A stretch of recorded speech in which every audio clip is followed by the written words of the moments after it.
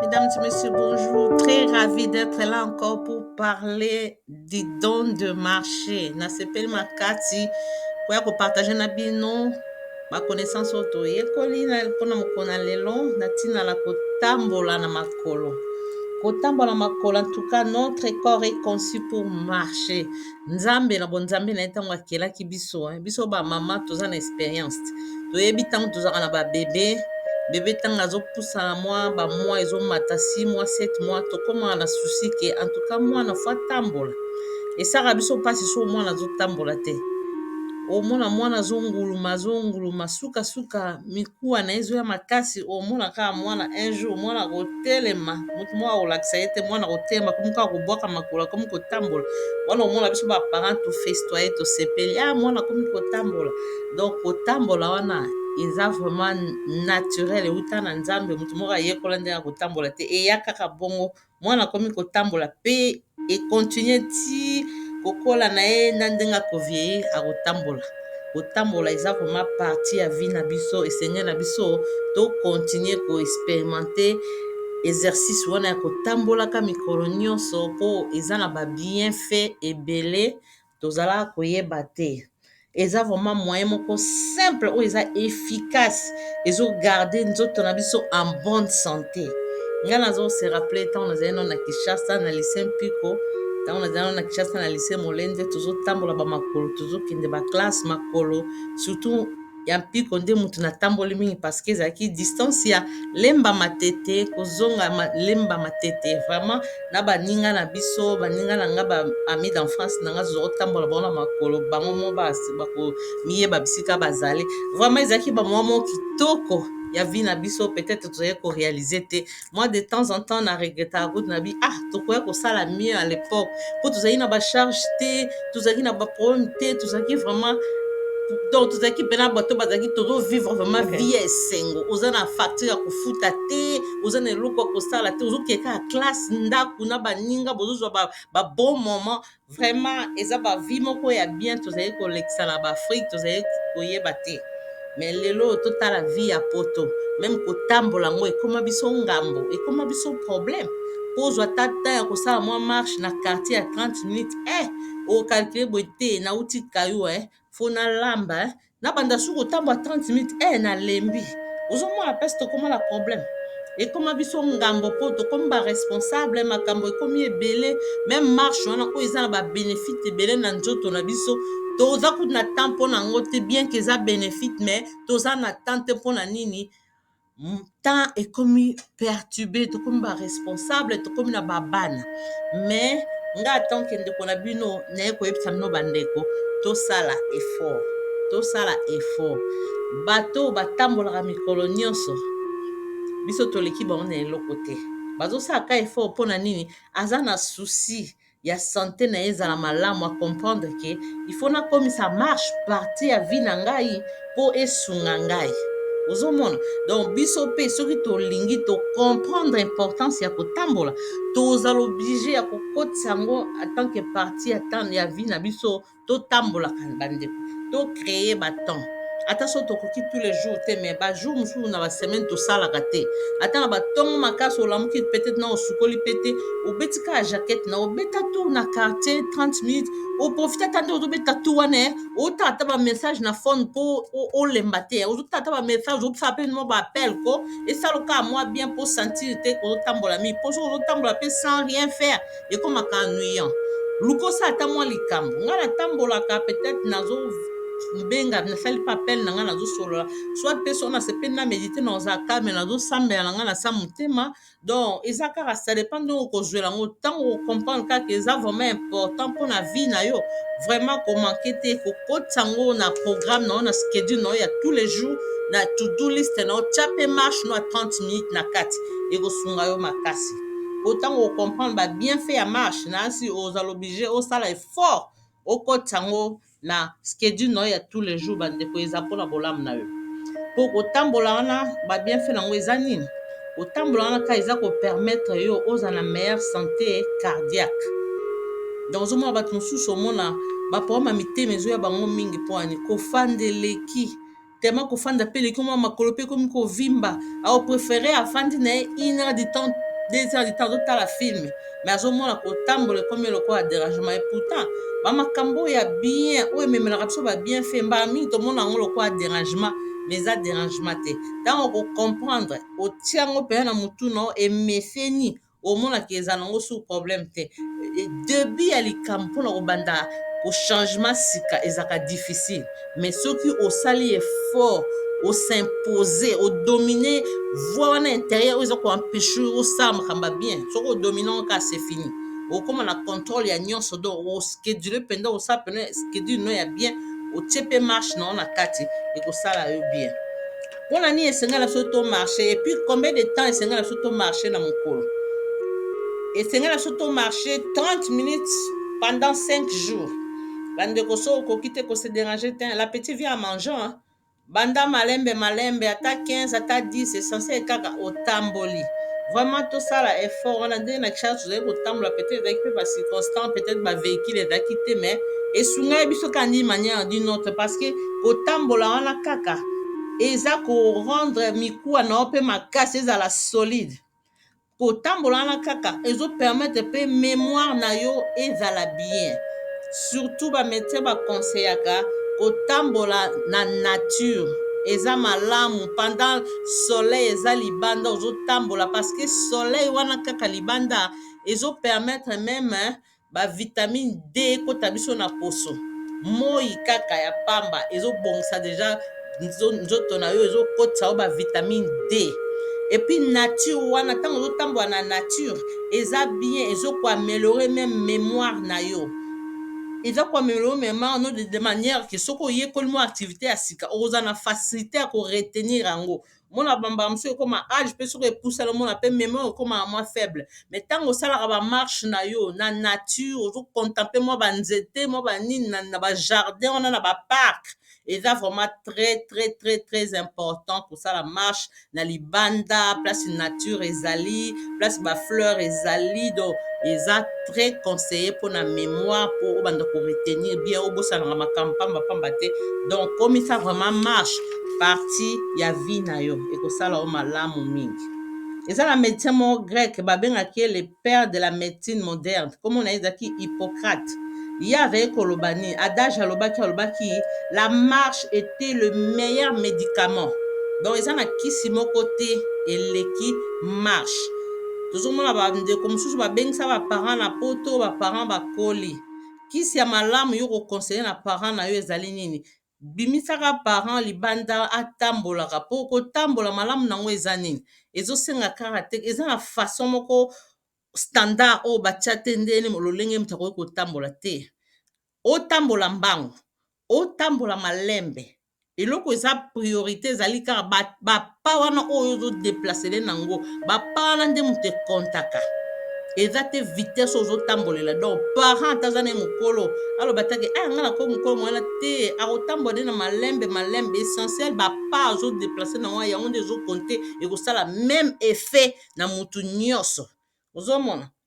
vraiment totambusaka baparent totambusaka bana totambolaka na bapapa ekosala biso malamu eyakisi ya makasi oyo tokoki komela ekoki olongoloba bahypertension to kotambolaka no tous les jours eza mpasi mpo kontinue na oyo bato continue komela bakisi oyo ezali kotraite hypertension mpo marche wana kaka ezocontrole circulation ya makila na yo ntango makila ezocircule bien eza mpasi mpo tension mpe emata yo mpo tension emataka mpona nini kofanda makila ezokangama ozobouge te epuis kolia bamungwa ebele kolia ozocontrole alimentation na yo te yango nde provokaka biloko wana mai ntango ozocontrole alimentation na yo nde tolobaki omelaka mai bien oliaka fruit légume na babiloko mosusu oza koexagere te ozocontrole mpe obakisi bamarshe na yo mpo eza kaka marshe te eza na bato mosusu oyo baza na bango vraiment très actif bakosala mieux eza mpe mabe te mais soki omoni ke baexercice mosusu eleki makasi mpona yo ne fiske marche po marche eza vraiment facile motu nyonso aza capable ya komarche kobanda na mwana ntina bakoko mutu nyonso aza nde na mesure ya komarche eloko ozozanga biso eza kaka volonté eza na bato mosusu basepelaka asaka nde mwa bapush up bapompage na ye eza malamu mingi mpona bamiske na ye ekóma makasi exercice esungaka toujours na makambo ebele eza korenforce système immunitaire na biso baexercice physique wana eza koaméliorer vraiment santé na biso au quotidien eza malamu soki osalaka bapompage continue na bapompage eza malamu mingi soki oza moto olingaka mwa kobeta baboxe kobeta basak eza mpe bien ekontrolaka batension elongolaka etiaka bamiskle makasi ezopermettre même esquelette na yo mpe ezala tout droit lolenge moko mpe na marche soki otambolaka mingi omona eza mpasi mpo ogumbama oza toujours tout droit esquelette no tout droit mikuwa na yo makasi bamaladi ya pambambe bando ya te kutu bamaladi kutu ekóma kokima parce que ozotambola eza kisi monene ndenge docteur na biso aloba Hippocrate ke ezali meilleur médicament aza na raison vraiment ndeko salaka effort wana koexpérimente yo mo bachangement na nzoto ndenge okomonaka yo mo ntango ozomarche okomona ndenge corps no ekóma kofonctionne mieux qu'avant okomona mpenza ke osali erreur te ozwi décision ya bien ya vie ya kokotisa marche na vie ya mikolo nyonso 30 minutes 5 jours eza mpasi nayebi vi baoccupation tozalaka nango mais soki olingi oza capable osala nango soki oajuste mwa horaire na yo na place otala maboke mwa 30 minutes 1 heure du temps otobi te leo na otala te natambola soki babi 5 jours yo koosala ata 3 jours ata maleme obandi ata 2 jours apo obakisi 3 jours 4 jours to okokisa 5 jours bandeko eza toujours mpona bolamu na yo parce que marche wana kaka epesaka longévité kopesa longue vie plus ozotambola plus bamaladi ezokima plus bamiku wana ezoya makasi esquelette no ezokemba okovivre longtemps barecherche epesaki ke bamama ndenge tozalaka na basituation na biso ya bacycle menstruel na biso mpe kobanda na menstruel ntina ménopause ntango tokómaka na ménopause bahormone na biso moko ekómaka mwa kasan ekómaka mwa fatigue bamikuwa na biso ekómaka mwa kasan fatigue mais soki otambolaka mingi ekosunga yo makasi mpe barecherche ezoloba toujours bamama oyo batambolaka 4700 pas bapa wana okokontanga ntan na fond bio okosomba bamontre edaka bato bakonte bapa bazotambola soki otambolaka 4000 pas na mokolo oza na chance ya kovivre longtemps comparement ya bamama oyo batambolaka 2700 na mokolo eza kaka façon koloba ke totambolaka mingi eza vraiment na babienfait même ya longévité soki otambolaka mingi okovivre longtemps soki otambolaka mingi poso na yo ntango deja ozotambola na moi libanda poso no mpe ezobota vitamine D na nzoto na place omelaka bacomprime bayebiso oza na manka vitamine D ovandaka mingi na ndako okangamaka mingi na ndako bimaka libanda ozwa moi ya libanda otambola na moi ya libanda ezobotela mpe bavitamine D na poso eza toujours très important toza na besoin vitamine wana yango wana elobi ke ifo tobimaka mpe libanda totamboli mpe libanda mpo moi ebeta poso na biso vitamine D ekota na nzoto toza nango besoin vraiment bandeko oyo eza basangwa bien tozoyekola mikolo nyonso ntango tozali na bakishasa wana tozotambola na biso tozouta baklasse biso totanga na balise outa lise mpi ozozonga matete na baninga baami na nga d'enfance ezalaki bamoma moko ya bien tozotambola tozoyeba te ke ezomema biso babienfait ya koleka sans même le savoir ntango ozotambola na nature ozomona banzete ozomona nature bafleur banini eza kitoko mingi même mémoire na yo ezobonga façon na ya korefléchir ezobonga donc eza toujours malamu totambolaka tosencourage toencourage mpe bana na biso barecherche etalisi biso lisusu ntango toliaka dine na pokwa babiloko oyo toliaka ekendaka kovanda susu na libumu moni bamo tokendaka kolala donc ezalaka susu bien soki osilisi kolia ope mwa moke sala mpe mwa marche ntango ozosala marche apres repas na yo ekosunga yo mpe makasi eboma mwa basuki oyo ezalaka na babiloko eboma mwa badesho ezalaka na biloko oyo eyaka kofala na nzoto ememaka bamaladi ntango osalaka mwa 20 minutes ya marche après repas eza mpe vraiment très bénéfique mpona basante na biso topansaka kosala marche mpe après repas eza mpe conseiller donc d'une manière générale marche na ntongo na lever du soleil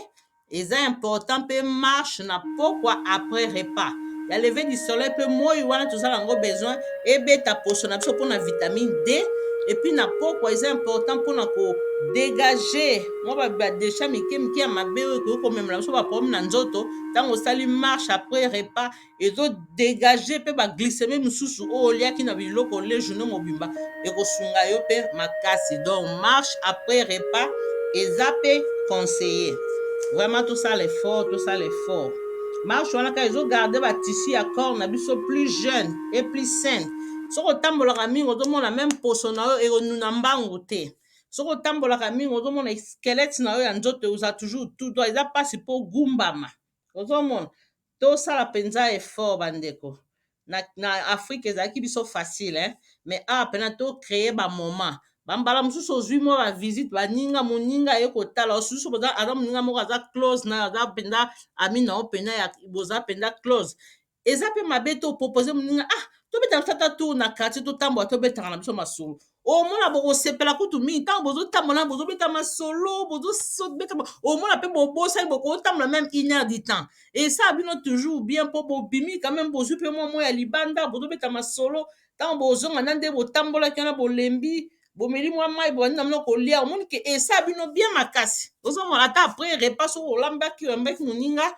après repas bokotamba mwa moki ata 20 minutes yango botamboli na nsango bobeti masolo après bokabwani na bino esala bino bien vraiment biso mo tozala na créativité na kocreye bamakambo kocreye baoccasion oyo eza favorable mpona banzoto na biso surtout marche oza na mosala ozwi mwa repo na mosala omoni koza no mpenza na nzala te opréféré atala mwa marche ntango na repona obeti ata tour na building na bino ya mosala ekosala o toujours bien ozongi omeli mwa mai na yo mokolo eleki ozomonaki ozobongisa kaka nzoto no malembe ovivre mpe longtemps osepela na mokili oyo nzambe apesi biso nzambe akreaki mokili oyo na ndenge ya bien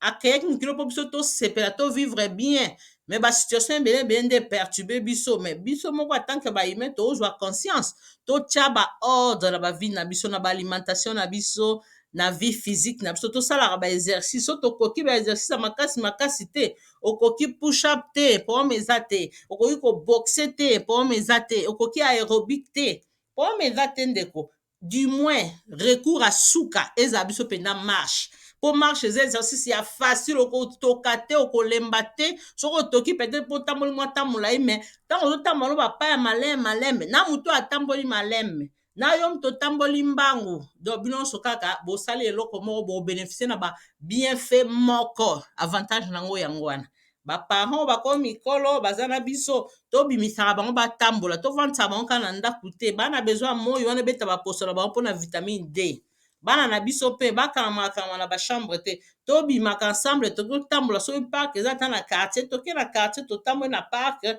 tozwi mwa bon moment esala biso bien makasi vraiment bandeko nasepeli makasi nzambe apambola bino tokonseye bandeko tokonseye baninga topartage mpe video na bandeko na biso mangala oyo bakoyoka message